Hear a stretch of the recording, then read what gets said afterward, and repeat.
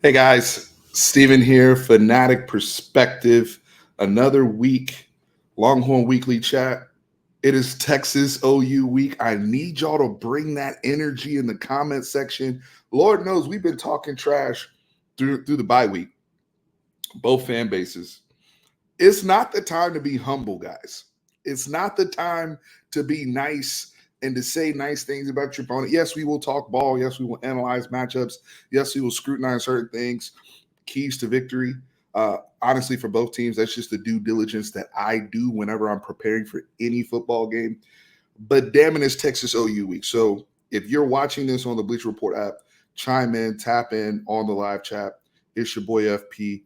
Follow me on YouTube. Follow me on all social media platforms, Fanatic Perspective. If you're watching me on YouTube, hit that like button, subscribe, the whole bit. But we got to bring the energy today because we have a massive football game. Number one Texas Longhorns against the number 18 Oklahoma Sooners in the Cotton Bowl, the State Fair, the best rivalry football game in college, in my opinion, the most unique and the best. It is a 2:30 kick this year. No more of the wipe the crust out your eyes while you're waiting in line for a corn dog and coffee and trying to get the crust out your eyes. You actually can enjoy yourself a little bit and get the kids, let the kids do their thing with their tickets and whatnot before you walk into the stadium. 2:30 kick, South Dallas. Let's go. I can't wait. So, folks, this Texas team coming in here, I want to start here. A lot of people are now starting to question how tested Texas is, especially with Quinn Ewers coming back and him being out of sight, out of mind. And I think people have already forgotten what he went up in Michigan and did, and the fact that he was leading the Heisman race after that game. I understand however you want to perceive Michigan at this point. That's fair. However, that Michigan defense is a different animal than the whole Michigan football team. Okay. And I think Michigan fans will tell you that as well. They still have 3 or 4 guys that are projected to go in the first round. So if you want to be the ignorant OU fan out there that thinks that we haven't been tested, go ahead with that narrative and see how that works out for you. Go ahead with that narrative, considering Texas has been cranking out offense now for the second straight year under Steve Sarkisian with this group. I think a lot of folks out here are trying to nitpick and find ways to knock Texas. And another talking point or narrative that is out there has been, well, Texas is not as talented as last year's group. And yes, we understand the especially the pass catchers and the offensive weapons that we put in the NFL, right? Xavier Worthy, Jatavian Sanders, A.D. Mitchell, Jordan Whittington, Jonathan Brooks, Keelan Robinson. Those are all pass catchers and runners that were drafted from last year's offense. But are we really going to act like Isaiah Bond ain't going to be there as a first rounder? Matthew Golden ain't going to be there? Ryan Wingo ain't going to be there? What Gunnar Helm has propelled himself into? Jaden Blue, Quintravian Wisner, Jared Gibson, those runners, really going to act like that? The emergence of a DeAndre Moore recently. These are kids that were also 4 or 5-star recruits, or kids that we got in the transfer portal that were productive members on their football teams before they got here. Oh, and by the way, I have an offensive line where I have a left tackle that's projected to now go in the top 5 and a right tackle that's now being projected to go in the first round, on top of having a third-year starting quarterback in a Steve Sarkisian offense.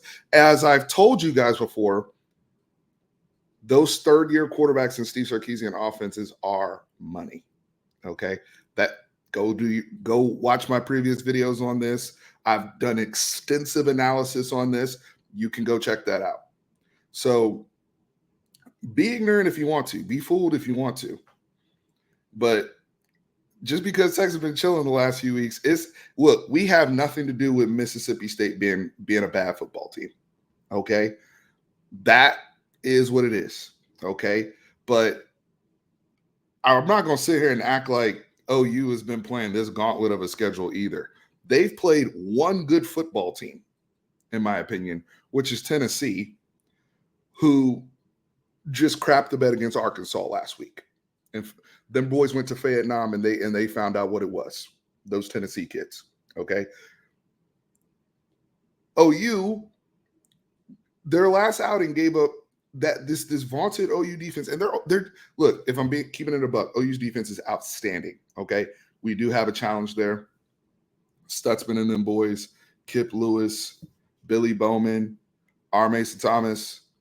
Look, the list goes on, right? Even some of their younger cats, Sammy O and some of those guys.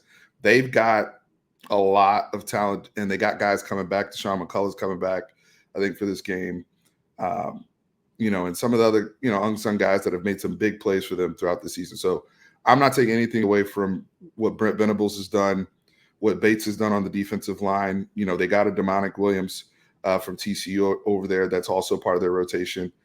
I would be ignorant, my own self as a Texas fan, if I did not acknowledge how good this OU defense has been, especially at creating pressure and creating turnovers and really suffocating the opponent, right, into making mistakes. That is all facts. Okay, I'm not going to be the Texas fan out here saying otherwise. But that same group of guys went up against a now 2-4 Auburn team with future Hurts employees playing quarterback, and those guys put up 500 yards of total offense against OU's defense. Okay, so as good as they are, they can be had, especially with explosives. Those are the stats. That's what's been put on film. These are the facts. OU can be had in the explosive passing game. Now, from a Texas perspective, the question is, how sharp is Quinn Ewers going to be? How effective, will he be early in the football game? There's no doubt in my mind that Quinn will find his rhythm and balance, especially behind a very veteran Texas offensive line. I'll say this right now, for those listening on Bleacher Report, shout out to Sports Fan Jack listening in here. It's 4:10 p.m. and OU still sucks. But if you're listening, Quinn Ewers in this offense, the matchup here is the offensive line versus the OU front. Period. That to me is the funnest high-level matchup between elite group over here and elite group over here. Now, here's where Texas has been tested before, and I don't think a lot of people are giving enough credit to this. If I got to go up against the Demonic Williams and Grayson and those kids and R. Mason Thomas and all of them, well, I would say going up against Josiah Stewart, going up against Rayshawn Benny, going up against Mason Graham, that's as good a work as you can see in terms of a front. That's maybe 2 or 3 first rounders that we went up against in Michigan and Ann Arbor just last month. So I'm not saying that Michigan's front, that them dudes aren't, them dudes are higher regarded. I will say that. I mean, that's just what the NFL is telling us. But collectively as a unit, OU may be playing at a higher level. But overall, this Texas offensive line, when you look at their collective starts together, led by center Jake Majors, they have seen it all. And the continuity that they have there with Kyle Flood, this is a Texas offensive line that's also very familiar with what they're going to see from Brent Venables, what they're going to see from Todd Bates. Okay, that chess match between BV, Todd Bates, and Sark and Kyle Flood in the trenches. Let's get it popping because this is round 3. Okay, and the first 2 rounds, here are the facts. Texas offensively with that offensive line. Oh, by the way, Jake Majors didn't play majority of the game last year. That was Connor Robertson that was in there as Jake Majors got injured. Let's not forget that detail. But let's go back to the stats, right? So Texas averages 39.5 points per game since, over the first 2 games. They also average 557 yards of total offense in the 2 games against Brent Venables, led by that Texas offensive line. So this is round 3 for Kelvin Banks. This is round 3 for Hayden Connor. This is round 3 for DJ Campbell, Cole Hudson. Jake Major's been in this game 10 times, right? So I'm just saying, All right. As much as we want to talk about this, OU has not played a team yet. And yes, this year 3 BB defense is popping, but they haven't played a familiar face yet. They haven't played somebody yet. Keep in mind, y'all, this is the first Texas OU game in the SEC. This is the first. See, what OU fans want is they want a continuation, and I would too if I was OU fan. So I get it. I understand where they're coming from. I really do. I try to be as empathetic a person as I possibly can. They want things to be what they were in the Big 12, where they were the big dogs and they were winning, and they have. Look, since Bob Stoops, 1999, we know what the record is. Okay, and credit to OU and the dominance they've had. But one thing that I've known about this rivalry is the better team normally does win. Now, last year, that was not the case, to be fair. But historically, the better team has won. OU has dominated this series because they've had the edge in coaching, quarterback play, and offensive line play. Bill Beatonball is still at OU, but he's not churning out the offensive line group that he's had in the past, right? Where they had guys like Silverback and Creed Humphrey on that line with a Baker Mayfield and a CeeDee Lamb and a Hollywood Brown and Joe Mixon in the backfield. They don't have that right now on offense. Right now, they're praying that a freshman quarterback from Frisco, Texas, by the name of Michael Hawkins Jr., who is very, very talented. I'm a MHJ fan. I like what that kid has done. But he is now the new savior because they have disregarded their previous savior in Jackson Arnold, who they've now kicked to the curb, just like they did with Dylan Gabriel. And they'll tell you a different story. Brent Venables will tell you a different story, but they kicked Dylan Gabriel to the curb because they wanted Jackson Arnold in there.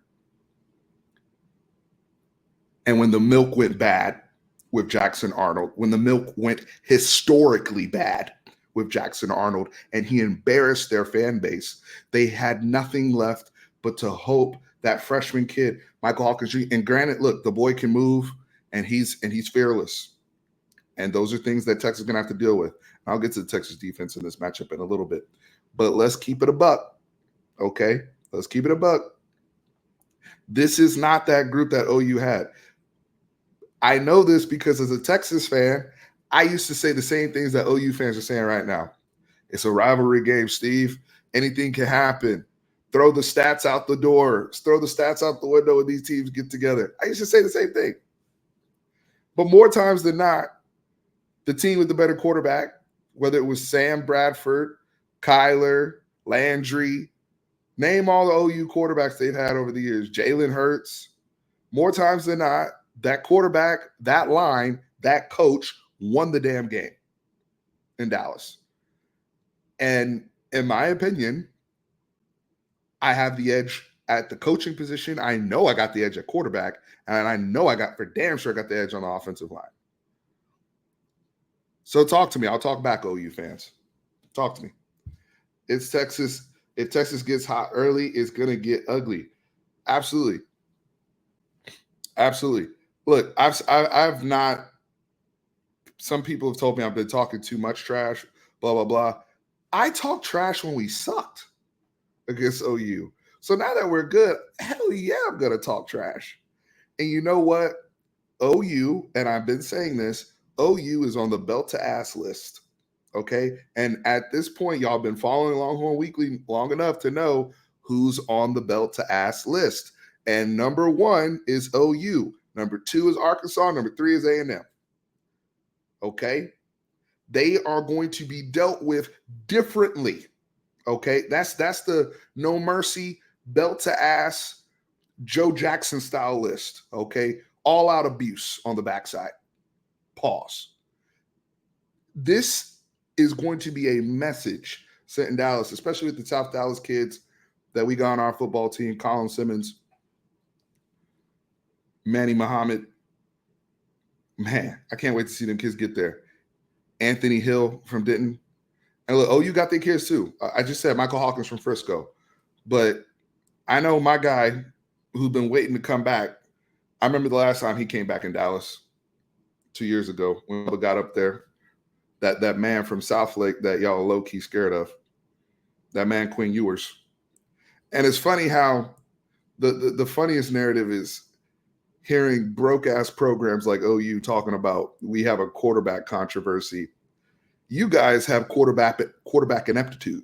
Okay, stop throwing rocks at the throne. We have the best quarterback room in the country. You worry about your quarterback situation. Because everybody we put out there quarterback this year is balling. Whether it's Arch, whether it's Quinn, damn it, whether it's Trey Owens. So I don't want to hear about the only controversy in our quarterback room is how high everybody's gonna get drafted when they go to the league. Okay. So y'all can say whatever you want to say. I'm on vacation, by the way, right now. So that's why I'm sweating like this. I'm in Dominican Republic. I'm drinking a white sangria. I'm enjoying myself. But I love ball so much. This is what I was put on this earth to do, was to talk to you guys and talk ball. So I'm gonna do this regardless of where I was in the world. I'm not missing Texas OU week. I live for this. Okay. That's why the energy on this show is different than it is on a weekly basis, because it is belt to ass week. Okay. And I'm gonna be turned on Saturday night, having my celebratory beverage post game. Let's talk about the Texas defense versus OU offense, led by their Lord and Savior, Michael Hawkins Jr. How will he get support in the run game? Now, last week, or the last game against Auburn, OU really made a concerted effort to run Javonte Barnes. We know the brother Tatum didn't play. I don't know what's going on with the other brother, Saul Chuck, whatever that deal. I was told he was supposed to be the next one. Clearly, he's not. But Barnes, Tatum, I think, is going to play in this game, and he should be effective. Their receiver situation, now, here's why I give OU credit, too. Going to Auburn, even though Auburn's not a good football team, winning on the road at Jordan-Hare, I tip my cap. Winning on the road at Jordan-Hare with a freshman quarterback, another tip of the cap. Third tip of the cap comes from winning a football game with your top 5 receivers out of the game. Okay. Now I know they have Bonnie's son out there. They have Bonnie's son out there running bubble screens to him. Shout out to Bonnie Thompson, Brennan's mom. They were running screens to her little baby out there, and he was doing some things. Now he's going to get to play against Big Bruz this week. I hope he's up for the challenge. I'm sure he wants some get back against Texas after some of the lies that were told, but that's neither here nor there. I think the interesting thing here is, where does Michael Hawkins Jr. get help? Because Texas defense, yes, there's no Tavondre Sweat. Yes, there's no Byron Murphy in the middle of that defense. They've gotten better, in my opinion. They're not elite stopping the run like they were last year. Texas was top 3 against stopping the run, especially interior. You were going to have to run that thing outside. We were giving up less than 3 yards per carry last year. Okay. So we know that wasn't the case. And we know we're not that group that we were last year in terms of stopping the run. Total defense, Texas is better. Texas is faster. Texas has more depth defensively. They've allowed 3 touchdowns this year. It's October. These are the facts. I'm saying this. This is the reason why we're the number 1 team in the country. We've allowed 3 touchdowns this year. It's October. Think about that. We're almost halfway through the season.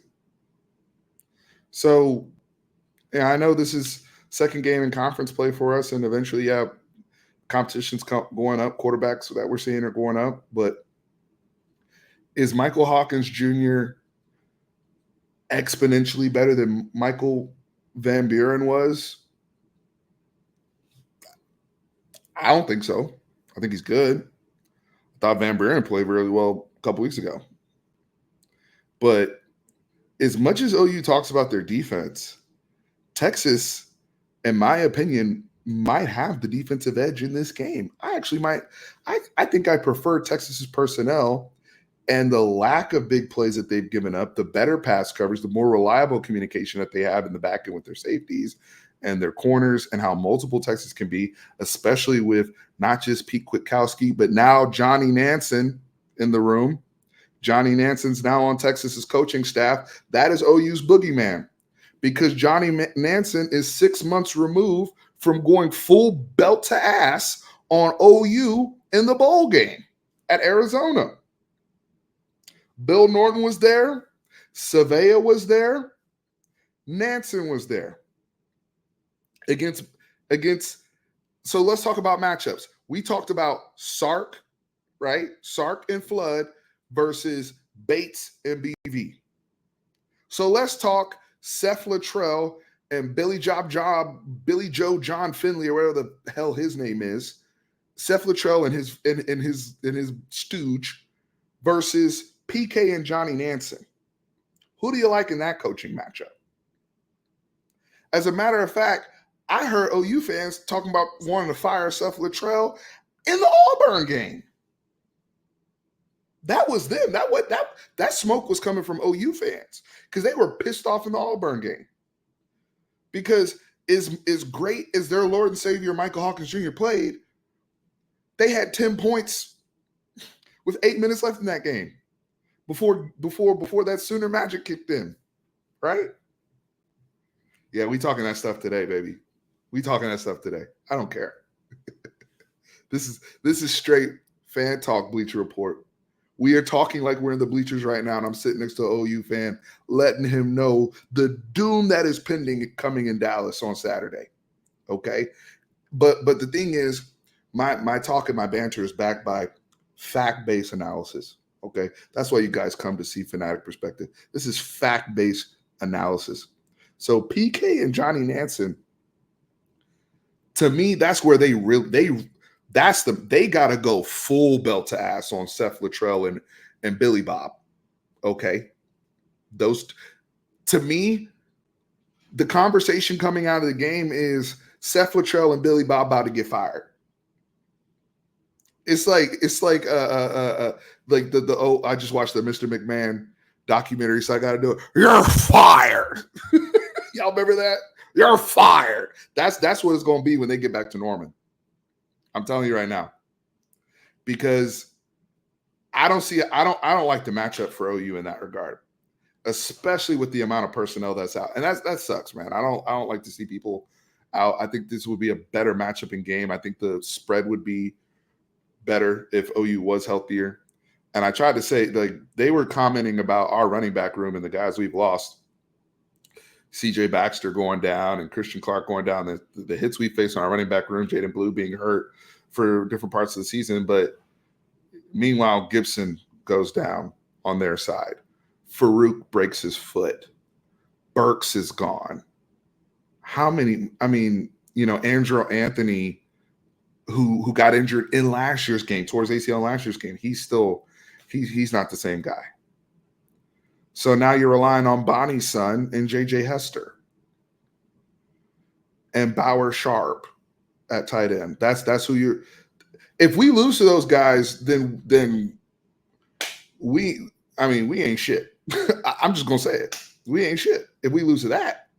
If we out here getting cooked by Bauer Sharp and JJ Hester and Bonnie's kid.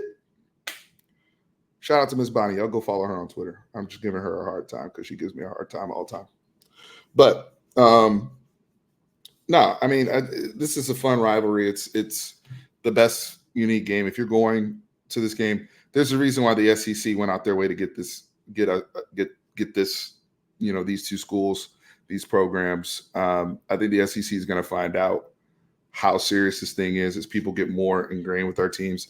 By the way, Texas, the lone number one team, the lone undefeated team now in the SEC. Everybody else in the SEC has suffered a loss. Now, in terms of the undefeateds in the SEC, in terms of conference play, it is Texas A&M, and LSU, who have not yet suffered a conference loss. So do with that information what you will. Some people are going to ask, will we see Arch Manning in this game? I believe we will. I believe Texas is going belt to ass. And I believe it's going to be one of those games where we're going to be able to get some people some playing time, including Arch Manning. I think Arch Manning will make his debut in the Cotton Bowl, not because of performance issues from Quinn, but because it's garbage time and it's time to get some people in the game and get their stats up. I don't see how OU's defense, as good as they are, as sound as they are, and as much talent as they have, respect to Danny Stutzman and his boys. But Danny Stutzman and Trace Ford, Trace was talking shit too. Trace, Danny, they talk about how familiar they are with Texas. There's nothing they haven't seen. Well, familiarity goes both ways. I already said with the offensive line, the collective starts they have. Quinn Ewers has played in this game twice. And the continuity, Texas actually has more continuity coming into this game than OU does on their side. Okay? It'd be a different story if this was the third straight game that Brent Venables was starting with the same coordinator and the same quarterback. Let's say he still had Dylan Gabriel, right? He had Dylan Gabriel 21 and 22. Let's say he had Dylan Gabriel a third year. Let's say he still had Levy. Then to me, we talking even stuff. Because let's keep it a buck, y'all. OU fans will tell you, oh, well, we held Texas in year 2 with Brent Venables to 23 points last year. That was their low as an offense. Well, okay, we still piled up 500, almost 530 yards total offense. Quinn set the Cotton Bowl record for consecutive completions, over 20 completions in a row. And we BS the first half. We did. And then we lost our center, and it took us a little bit to figure out what the hell to do. But once we got that clicking, we were rolling, and we actually came back and took the lead. Quinn left that game with a 30-27 lead. Those are also the facts. What won OU the game was that last drive by Dylan Gabriel, his legs, his arm, his brilliance. That's the person that's no longer around. Jeff Lebby's no longer around. Dylan Gabriel's no longer around. So my question is, if you're going to sit up here and ridicule us for only scoring 23 points last year, can OU's offense even get near 23 points? Here's some other facts. Okay, like I said, straight facts. OU's offense has only scored over 20 points twice this season. And it's October. They're struggling like bad. They hit 20. Well, so, 23. They've hit 20. They've only had 2 games where they've hit over 23 points. They've had 3 games where they hit 20. Because Auburn, technically, they hit 20 with the 2-point conversion, but they got 7 from the Kip Lewis, the Kip 6, as they call it, right? They cracked a whopping 16 points against Houston, who stinks. And then they dropped, 34 against Tulane, 51 against Temple. So those were the games where they had some offense. And then they hit 15 against Tennessee. So where's the offense coming from? I got to see OU hit at least 20. I got to see him at least put together multiple scoring drives against a power forward team before we sit up here and even start talking about Texas offense's deficiencies against Brent Venables' defense. Come on now. These are just the facts. These are just the facts. Y'all let me know what you think. To me, the key to the matchup, if you want to look at good on good, it's the Texas offensive line led by Kelvin Banks and Jake Majors and Cam Williams versus that defensive line, R. Mason Thomas, Trace Ford, Grayson, Demonic Williams, that whole crew. That's a good group. And then you got Stutzman and them at linebacker. Those 2 groups, that's the elite versus the elite. Boom. Where the mismatch will come is OU's offensive front against the Texas defensive front. That's where people will be manhandled, and we may have to call Dallas PD in there because of the abuse that's occurring on the field. I'm serious. I'm worried for the boys because the revenge that is owed is pretty serious in this regard.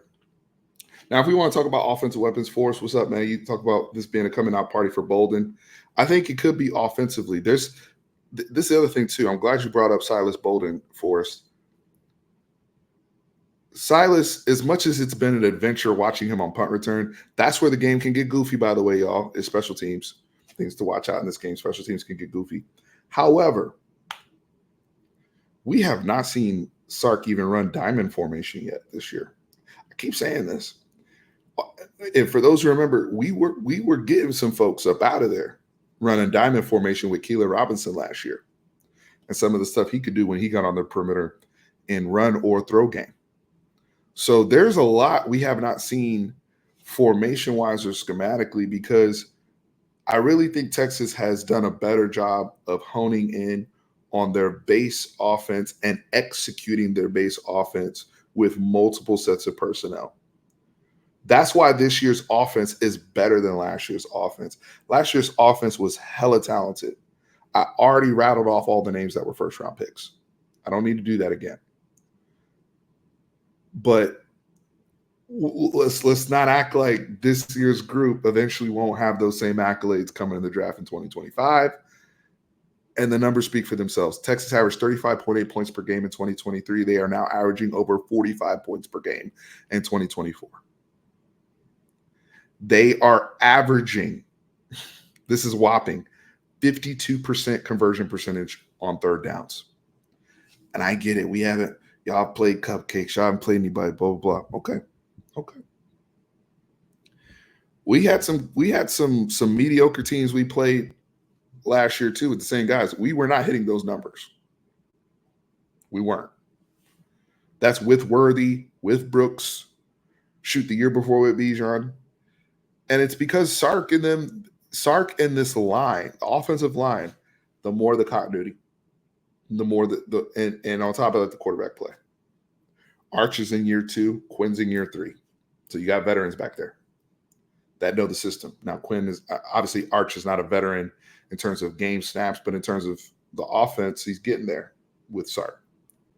Quinn is there with Sark in terms of understanding and mastering and ownership of our entire scheme and what we want to do and how we want to attack the opponent every single week. So please chime in the comments. Let me know what you think. What are the keys to this game? What are the keys to this matchup? This vaunted OU defense versus the best team in the country, the number 1 ranked Texas Longhorns. Where do you find the keys to the victory here? How do you think Quinn will do? How do you think Quinn will look in his first game back? Lord knows I wanted him to play against Mississippi State and get those game reps. That conversation's past us now. He will be back on the field in Dallas.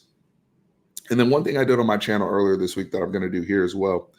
Please give me your unsung heroes in this game on either side. If you're an OU fan here, snooping around, seeing what's going on, let me know who some on. I got some guys last year or on Monday. So give me yours, right? I think Contravian Wise is going to have a big game. I don't know why, other than the fact that I loved how he played in the Michigan game, and I like the synergy that he seems to have with the offensive line. I think Jaden Blue is going to be great and fine and all that, but Wisner is just something that keeps popping for me. And then on the defensive side of the ball, Colin Simmons is already, if you follow recruiting, if you follow Texas high school football, Colin Simmons is already a star. I think this is the game that propels Colin Simmons to being a national freshman. Oh my God, who is that? That's going to be the guy. If you haven't watched Texas, you're going to be asking at the end of the game, who's number 11 on defense? I'm going to leave you with that. Colin Simmons is going to be the talk of the town after this football game. And offensively, it might be his counterpart, Ryan Wingo, if we want to go offense in terms of people getting the football and really making some noise, especially considering OU's propensity of giving up the explosive play. Man, y'all flooding the comments here today. That's how I know we fired up. That's how I know it's Texas OU week. Bleacher Report family, YouTube family. Hey, chime in. I appreciate every single one of you that has been part of this. I will be back, do my normal post-game stuff. We will be back Longhorn Weekly next week as well here on the Bleacher Report app. I like that. Cam Williams and David Benda. David Benda, I had a brother, shout out to my brother Ken Williams, who is an OU fan. He told me that OU's defense is more intense than Texas' defense. And I thought about Brother Benda. And so I'm glad My man here, sports fan Jack, brought up Cam Williams and David Benda. Those brothers are intense. Let me say it again. Those brothers are intense. It's 5:43 on the East Coast and OU sucks. Guys, appreciate y'all. Hit that like button, sub up, horns always up. Hook 'em.